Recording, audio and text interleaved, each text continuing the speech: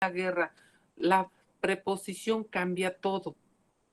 Entonces el derecho a la guerra, el derecho a la guerra, significa como esta potestad que tienen los estados de resolver sus controversias a través de la guerra. Es decir, acuden a la guerra como un medio de solución a su problema. Pero el derecho de la guerra, esta preposición de, significa la normatividad que regula la guerra. Cuando hablamos del derecho de la guerra, estamos hablando del sistema de regulación jurídica. Estoy hablando del estatuto de guerra. Entonces, para que establezcan esta enorme diferencia. Y el día de ayer hablamos también de lo que es el concepto de la guerra. Aquí les puse, déjenme compartirles. Y por supuesto hablaba yo de que la guerra es un conflicto bélico, armado. Miren, me quedé aquí en esta parte con los muchachos del otro grupo, ahí vamos. Pero aquí en esta parte, déjenme maximizar esto. Aquí les hablaba yo de que la guerra es una lucha armada entre estados, destinada a imponer la voluntad de uno de los bandos en conflicto y cuyo desencadenamiento provoca la aplicación del estatuto internacional que forma el conjunto de las leyes de guerra. Precisamente les digo que uno de los elementos importantes es que el conflicto se dé entre dos estados, por lo menos. Porque si el movimiento se da al interior de un estado como una guerra intestinal, puedo hablar de cualquier movimiento que puede ser una rebelión, puedo hablar de un conflicto, pero jamás de una guerra, porque la guerra tiene que ser entre estados. Esa es una característica. Entonces, y por supuesto, la guerra tiene como un propósito que es imponer la voluntad de uno sobre el otro, siempre y cuando, para que se hable de guerra, se aplique el estatuto. Si no se aplica estatuto, puedo hablar de cualquier conflicto menos una guerra. Entonces, es lo que quería señalarles. El día de ayer hablamos de sus elementos mismos que se obtienen del concepto. Aquí todo esto que el día de ayer hablamos, algunas partes como las represalias, etcétera. Y el día de hoy quiero hablarles un poquito. Les mandé ya las diapositivas para que me hagan el favor de irlas revisando antes de que yo hable de la clase, porque es más fácil. Es más fácil si ustedes revisan, como alguno de ustedes me hizo el señalamiento que me dijo, profesora, ¿por qué no nos mandas las diapositivas? Las revisamos y ya a la hora de la clase pues ya tenemos conocimiento de lo que vas a hablar. De esa manera pues ya sabemos nosotros si hay alguna pregunta, etcétera. Y me pareció excelente. A veces se me olvida, la verdad. Pero el día de ayer dije, bueno, les mando las tres chiquitas que hablamos de retorsión, represalias y bloqueo pacífico, que ya ni las corregí. Espero que ustedes me hagan el favor de corregir esas de bloque. En lugar de bloqueo, me faltó por ahí una O. Entonces, del bloqueo pacífico y todo esto. Y el día de hoy quiero hablarles precisamente de las fuentes del derecho de guerra. Se refiere a los orígenes de las normas que se van a ir creando para regular la guerra. Estos esfuerzos que van a empezar a realizar distintos estados con un propósito muy, muy claro, humanizar la guerra. Es muy difícil, jóvenes, pero si vemos nosotros los primeros conflictos que se dan entre estados, las matanzas son espantosísimas. Las herramientas que se utilizaban, pues, ¿qué les digo?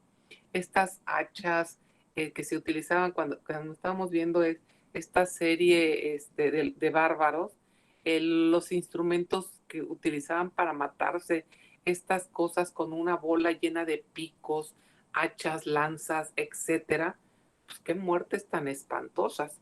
Y además remataban a los heridos, no había prisioneros, o sea, aquí era la supremacía del vencedor sobre el vencido, unas formas de muerte horrorosas. Poco a poco los estados empiezan a reunirse para decir, bueno, no podemos frenar la guerra, pero sí podemos humanizarla, sí podemos regularla. Y yo les comento, la guerra es un poquito parecido al combate que conocemos de este deporte, que es el box. El box es golpearse uno contra el otro de una manera brutal. Yo estoy en contra de ese deporte, la verdad, no me gusta. Por la forma como se dañan. Eh, y con otros deportes, no se crean, por el daño que ocasionan al cuerpo o a la mente. Pero en este caso es voluntariamente dos personas se golpean de una manera despiadada, pero con ciertas reglas. Hay una regulación en el boxeo, en el que hay golpes prohibidos y hay sanciones para aquel que lo comete. Lo mismo va a suceder en la guerra. En la guerra hay reglas. Y si las reglas son de alguna manera hechas a un lado, violentadas, entonces el Estado causante va a recibir una sanción. Es lo que estamos esperando que reciba Rusia, por supuesto. Entonces, es a lo que me refiero. Por fuentes del derecho de guerra me refiero a las normas, a la regulación jurídica que va precisamente a determinar cómo se debe de dar la guerra, cuáles son las condiciones sobre las que se debe de manejar un aspecto de esta naturaleza. Entonces, sin más, déjenme leerles esta lámina. Durante mucho tiempo, la guerra se caracterizó por la ausencia de normas que viniesen a poner un freno a los excesos que se cometían en su desarrollo.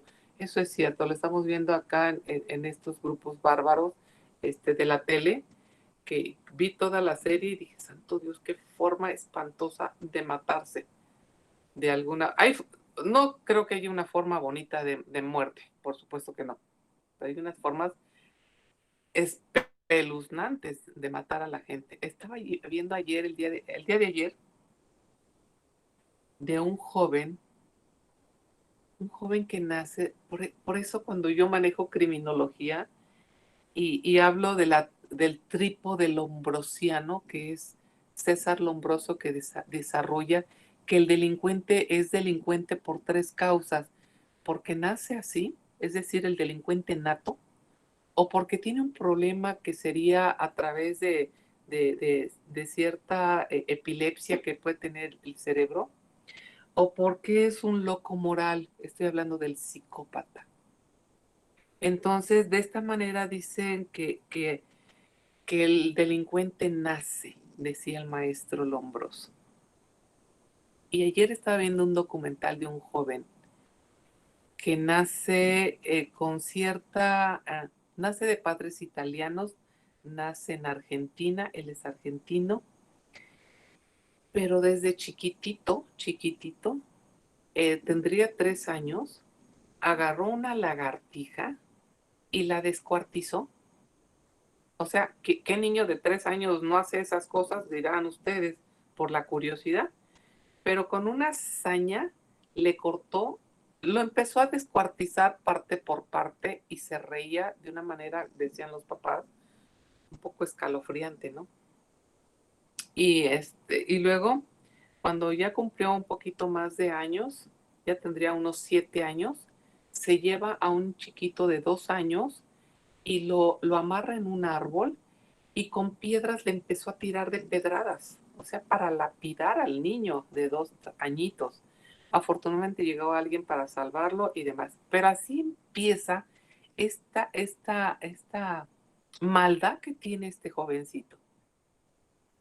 Hasta que empieza a matar y mata con una hazaña espantosa. Una de las formas excesivas que él tiene, ahorita me acordé por eso de que los excesos que se cometían en su desarrollo. Este jovencito toma a una niña de 2 años y le prende fuego.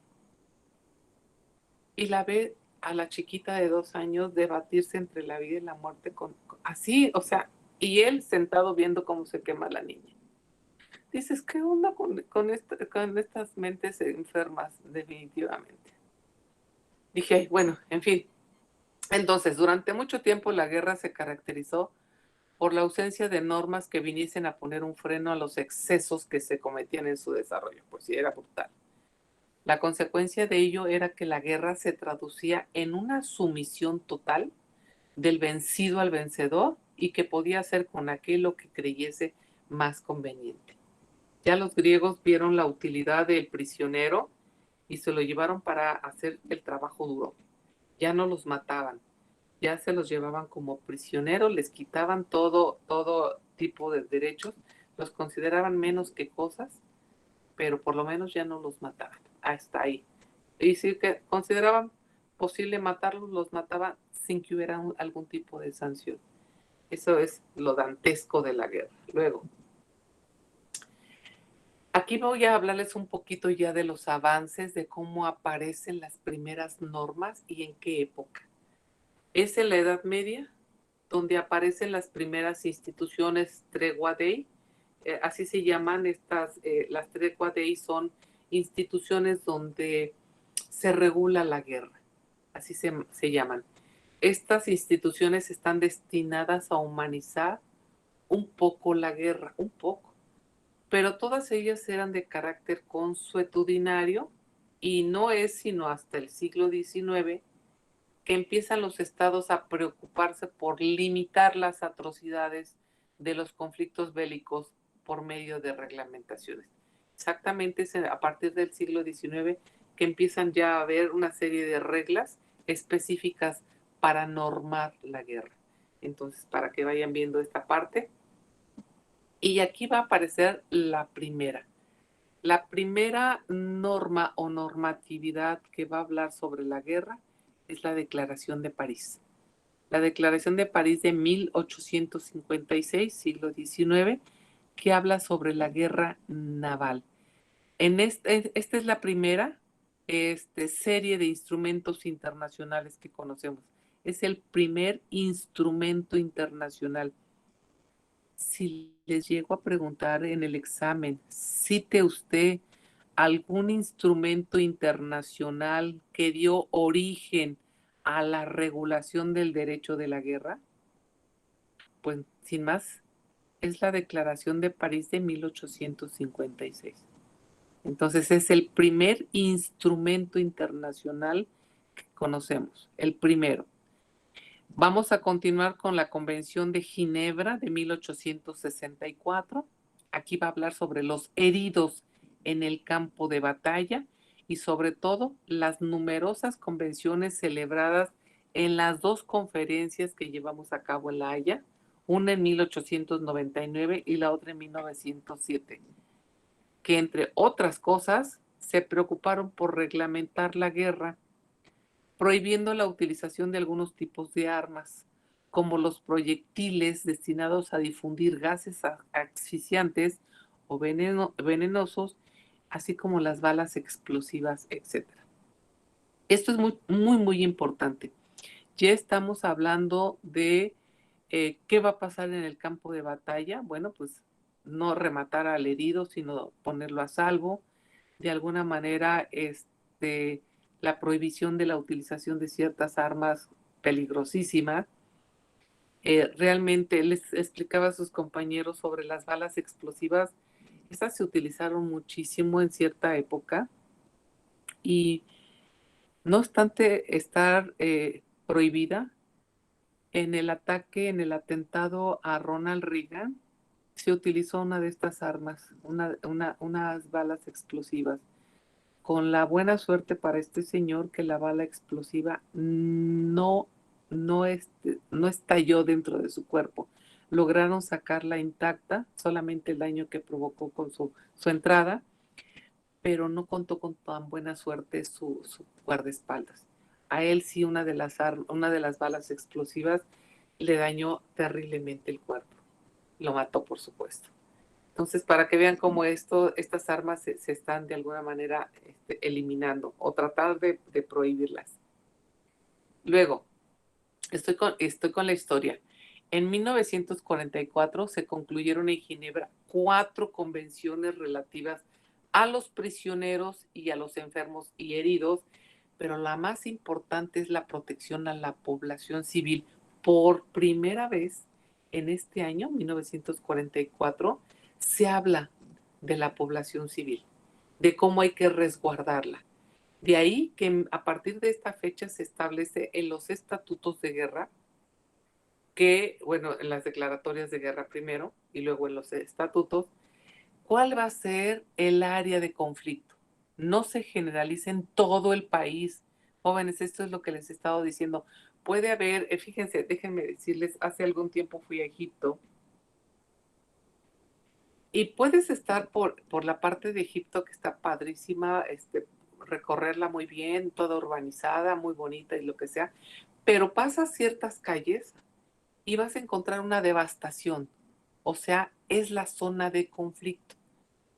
Eso es lo que se debe de hacer en un problema de guerra, señalar cuál es el área de conflicto y no acabar con todo el país como está haciendo Rusia con Ucrania. Que todo el país está devastado, está terriblemente destruido. Se tienen que centrar en cierta zona de combate.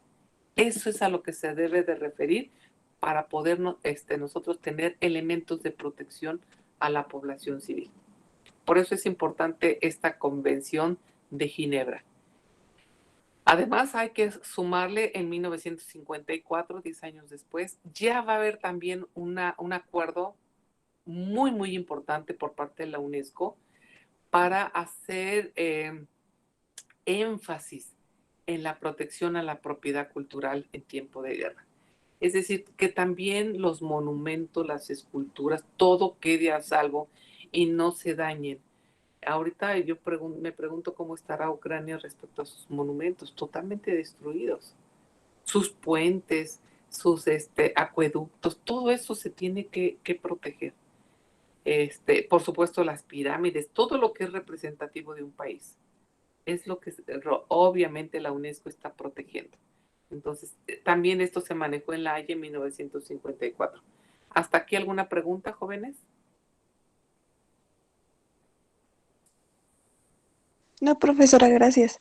Gracias a ustedes. Gracias. Gracias. Sigo entonces. Actualmente ya vengo aquí a esta época.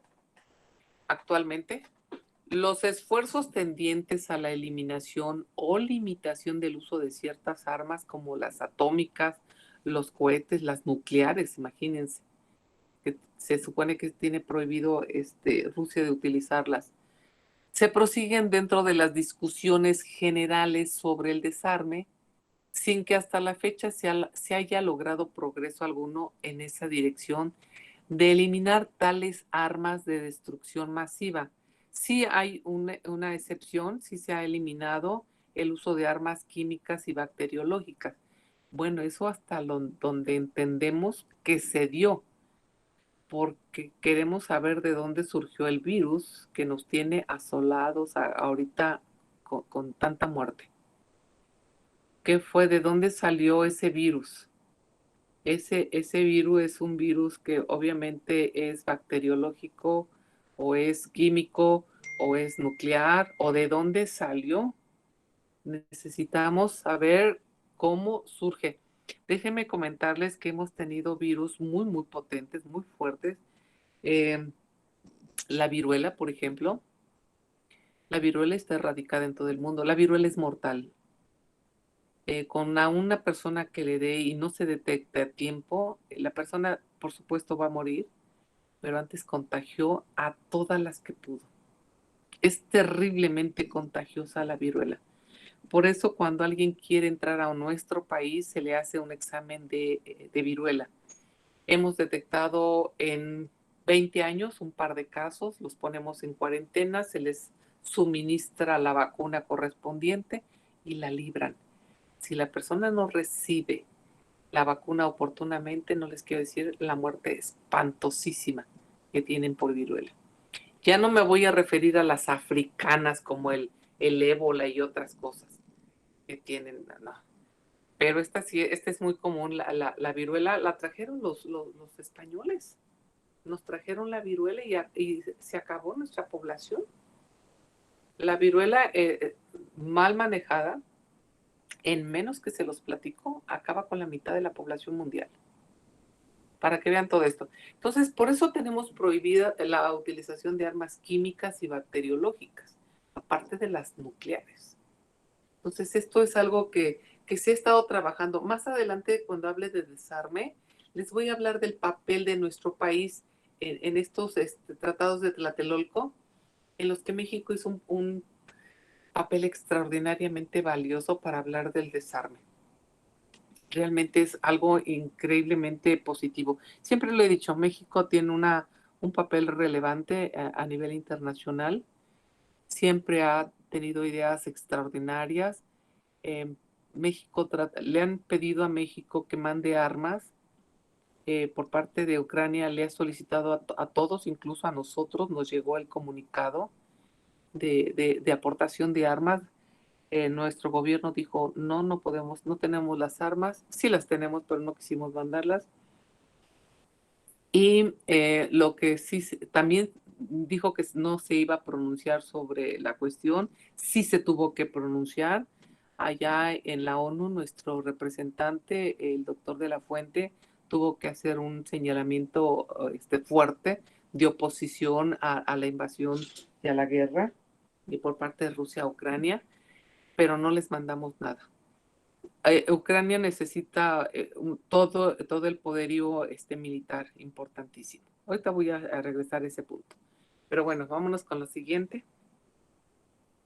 Fíjense de este tema. Cuando empezamos la materia, yo les hablé precisamente de estos autores y fundadores del derecho internacional y muchos de ellos tocaban este punto de la guerra, ¿se acuerdan? Y en algunos casos más hablaban de la guerra justa.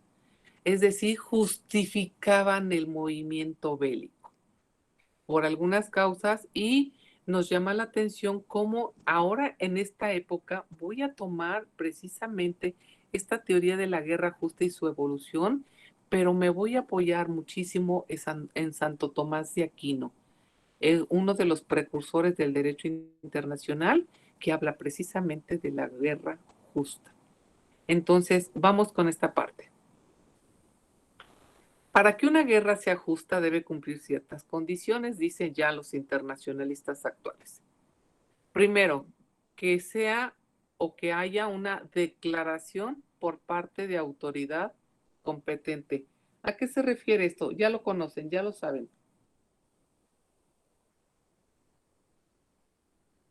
Que haya una declaración por autoridad competente.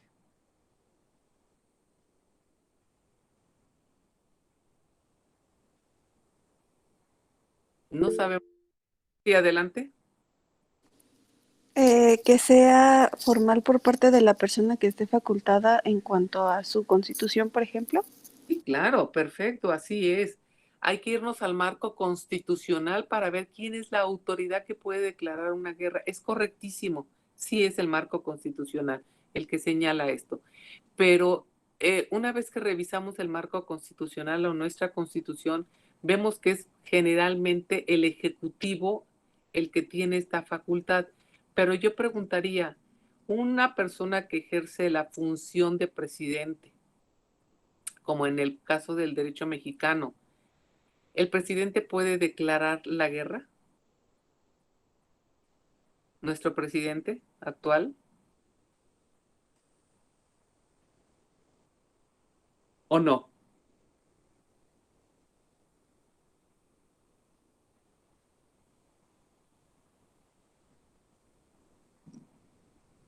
No sabemos si el presidente de nuestro país puede declarar la guerra.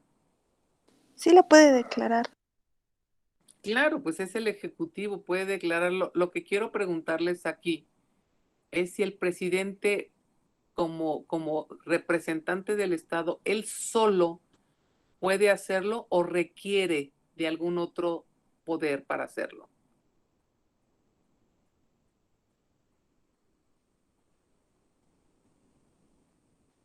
¿Me explico o no?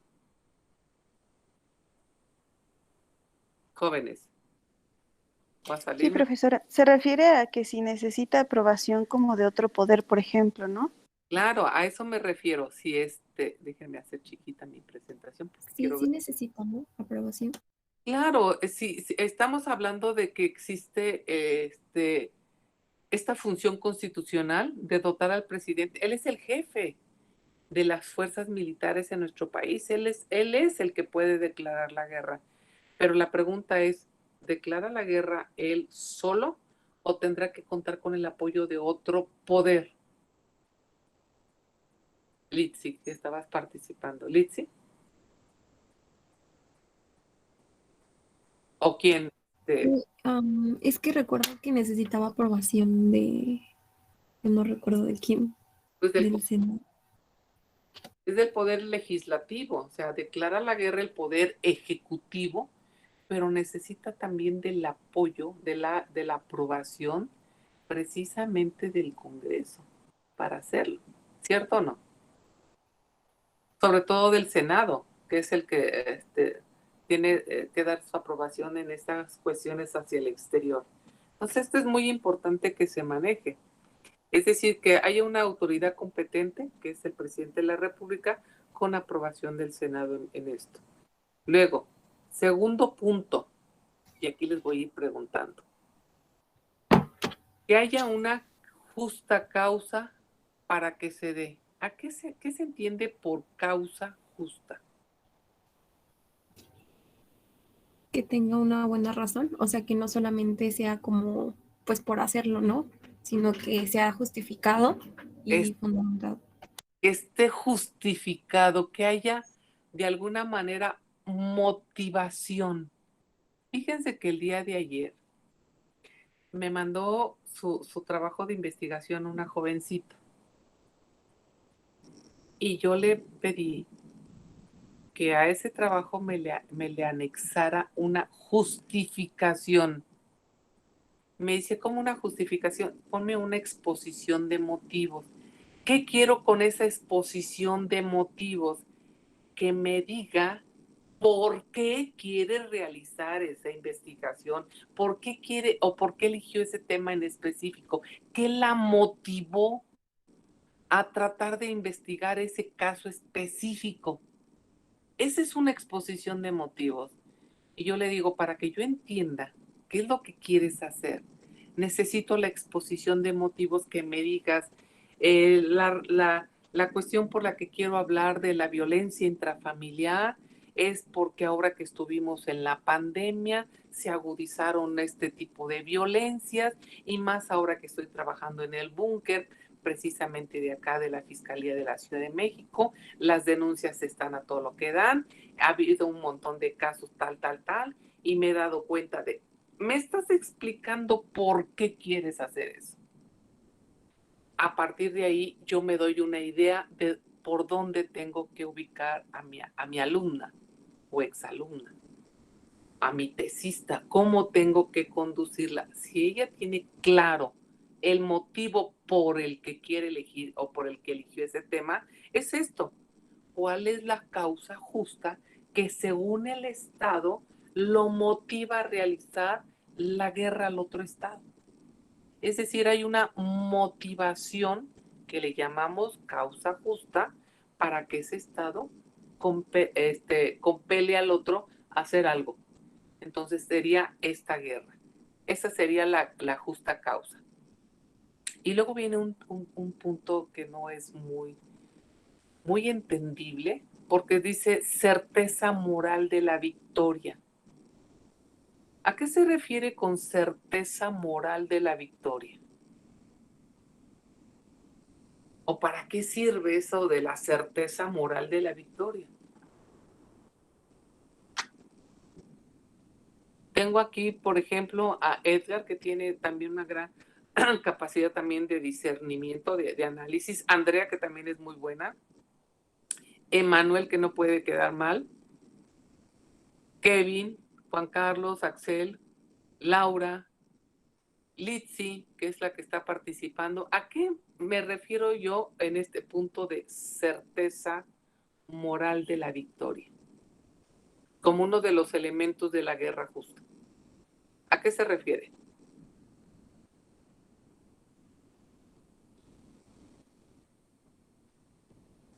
O ni idea de lo que es la certeza moral de la victoria. Se las pongo así, mire. Imagínense que nosotros, México, le vamos a declarar la guerra a Estados Unidos por la causa justa que queramos, por violación a nuestra soberanía, por intromisión, porque nos quitó nuestro territorio, porque no ha hecho nada para el desarrollo, 50,000 cosas que podemos utilizar. La pregunta es, ¿México puede tener la certeza moral de ganar la guerra?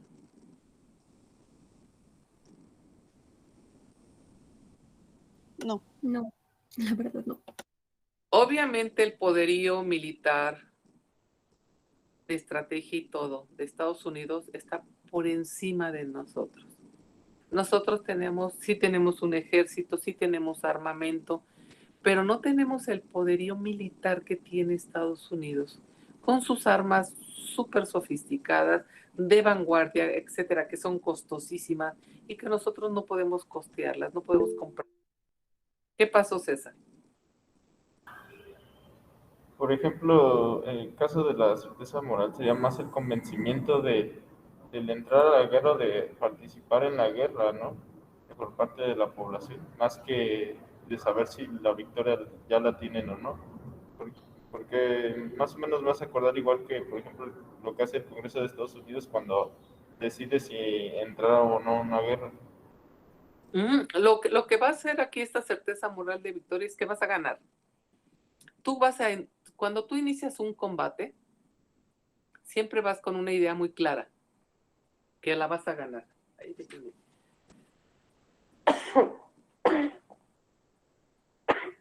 Ay, perdón. Aún no me recupero de la bronquitis. Ahora tengo poquito catarro, pero ahí vamos. Entonces, esta certeza moral, cuando tú empiezas es más, déjenme decirles, yo tengo un chihuahua de perrito. Bueno, es de mi hija. Déjenme ponerles nada más en perspectiva. Es un chihuahua. Y se pone a ladrarle a unos perrazos impresionantes. ¿Qué certeza moral de victoria puede tener el Kiki, se llama Iki, el perrito nuestro, ante un perrazo de estos como de esos chatos grandotes, bonitos? Díganme nombres de razas de perros, cualquiera. ¿Bulldog? Un bulldog, vamos. Ujú. Y Kiki es un perrito chiquitito, delgaditito, bonito. Bueno, es el perro de la familia aquí. Y no sea milana ante el perrazo, cuando anda en la calle, se le avienta el perrazo esta cosita. ¿Qué ventaja o certeza moral puede tener el Kiki de ganarle al perro enorme? Con una sola mordida, por supuesto, del perro grande, pues mata al chiquito, ¿cierto? La certeza moral de victoria no es otra cosa que confiar en su poderío militar, jóvenes.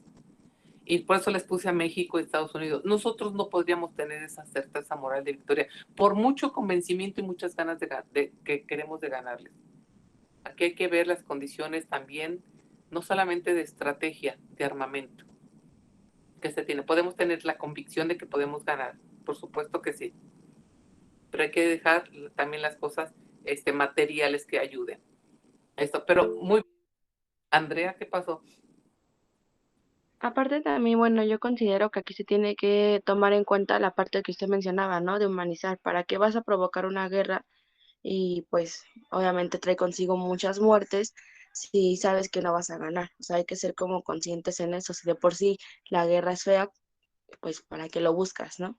Claro, esto es un sentido de humanidad, por supuesto, y estoy contigo en ese punto, por supuesto que sí, realmente. Y fíjense cómo vamos a ir relacionando todo esto. Después de todo esto, viene la última ratio. La última ratio, y entre paréntesis les escribí agotamiento de todos los medios pacíficos. Recuerden que tenemos medios pacíficos jurisdiccionales, que es el arbitraje y la corte, y medios diplomáticos de solución de controversias, como la negociación, los buenos oficios, la mediación, conciliación, investigación. Todos estos fallan, no le queda más remedio al Estado que acudir a la guerra. Por eso es la última ratio. Lo último que va a utilizar es irse a la guerra cuando todos los demás medios pacíficos de solución de alguna manera no surtieron efecto. Entonces es a lo que se refiere. Pero aquí me llama la atención este otro, recto modo. ¿A qué se refiere eso de recto modo? ¿Cómo que les llama la atención esto? Ya tenemos que sea declarado por autoridad competente, que haya una causa justa, que se tenga la certeza moral de la victoria, que se dé por una última ratio, pero que también se lleve a cabo de recto modo. ¿A qué le da a entender a ustedes ya uniendo todas las piezas? Como recto modo. Andrea Parra. A mí me suena a que existe como un camino que guía la guerra para que se consiga un objetivo en común y que no sea seguir con una guerra que se prolongue por mucho tiempo, sino que existan los medios indicados para que no exista una guerra sucia. Es exactamente, recto modo se refiere a la utilización de las reglas. Es eso a lo que se refiere recto modo, es que se siga las directrices que se han establecido para ese conflicto, la normatividad. Todavía no entramos a ver el estatuto de guerra, que es lo que hoy manejamos como precisamente la normatividad que regula los conflictos bélicos. Pero aquí al hablar de recto modo está señalando que se cumplan ciertos parámetros que las partes establecieron para que se dé la guerra, que se cuiden las normas, los reglamentos, la regulación. Eso es a lo que se refiere. Y no como ahorita Rusia que está atacando a Ucrania y no hay un recto modo, está violentando totalmente el estatuto de guerra desde que generalizó en todo el país el combate. Desde ahí, violaciones a los prisioneros, etcétera, etcétera. Muchísimas cosas irregulares por parte de Rusia. Y finalmente, pues aquí tiene este término, finalidad de alcanzar una paz justa. Parecía como una contradicción, pero muchas veces las guerras tienen un propósito, alcanzar la paz. Entonces, todo esto tiene como cometido en varios países de que vuelva a la normalidad, que este conflicto que se está dando consiga la paz. ¿Cuál es el propósito ahorita de que se cese la guerra rusa-Ucrania? Pues que se llegue a la paz y que vean la forma como los dos estados pueden de alguna manera negociar la paz. Ese es el propósito final que se persigue con estos movimientos de guerra. No sé si les queda claro hasta aquí. Sí, profesora, gracias. Claro, profesora, gracias. Y Sí, ya maestra. terminamos con igual para dejarlos igual que el otro grupo, esta parte. Fíjense que hablando de si la guerra es justa o no es injusta o lo que sea, la mayoría de los autores ha pretendido hablar de tres categorías de guerra para hablar de la legitimidad, es decir, de si la guerra es justa o no. Y la primera teoría dice, o la primera categoría, dice que la guerra es un fenómeno extrajurídico y no puede hablarse de justicia o injusticia respecto a ella porque es un problema que está fuera del derecho. Por lo tanto, no podemos legitimarla. La primera dice, la guerra es un fenómeno extrajurídico, está fuera del derecho. Y no puede hablarse entonces de justicia o de injusticia. Eso es lo que dice la primera categoría. La segunda dice que la guerra siempre es injusta. Esa es mi opinión. Yo siempre estoy con esa de que la guerra es siempre injusta. Y tercero, hay que distinguir entre guerras justas e injustas. Esa es una postura que es manejada por muchísimos autores. Entre la 2 y la 3 es donde se inclinan muchísimo para hablarlo. Por eso, en esta siguiente lámina, que ya les mandé el material, quiero que en esta la revisen y la analicen y el día de mañana me digan su postura respecto a la guerra. Es decir, en mi opinión las guerras son injustas. Para mí esa es mi postura, la guerra siempre va a ser injusta.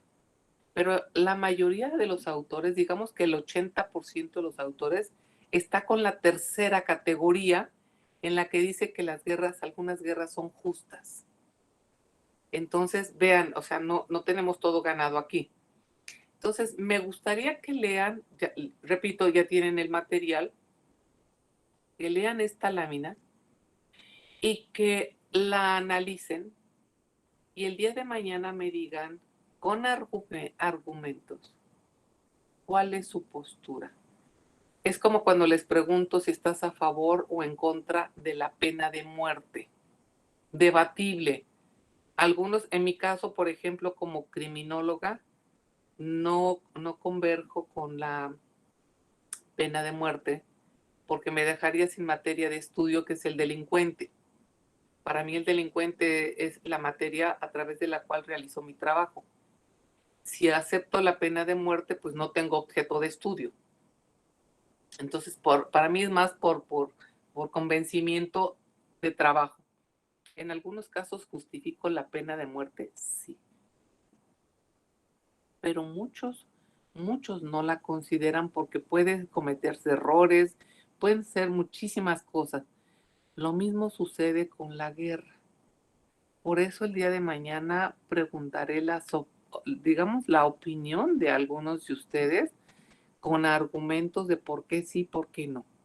Sí, para mí es buena, para mí no es buena, para mí es nefasta, para mí siempre va a ser injusta, porque siempre va a haber un perdedor, porque siempre va a haber un Estado que va a tratar de imponerse, lo que ustedes quieran. Pero lean esta lámina, repito, léanla, analícenla y el día de mañana me dan su opinión, por favor. Pues es todo por el día de hoy, jóvenes.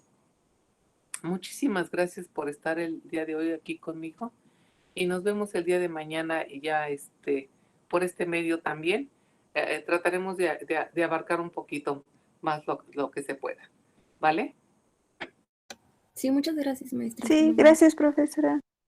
Gracias, profe. Gracias a todas y a todos, jóvenes, por estar aquí conmigo, como siempre, muy agradecida y deseándoles, como siempre, que tengan un excelente día. Cuídense mucho y nos vemos mañana, poquito a poquito, pero ahí vamos avanzando. Excelente día, jóvenes. Hasta luego, Hasta profesora. mañana. Gracias, hasta mañana. Gracias, profesora. A todos.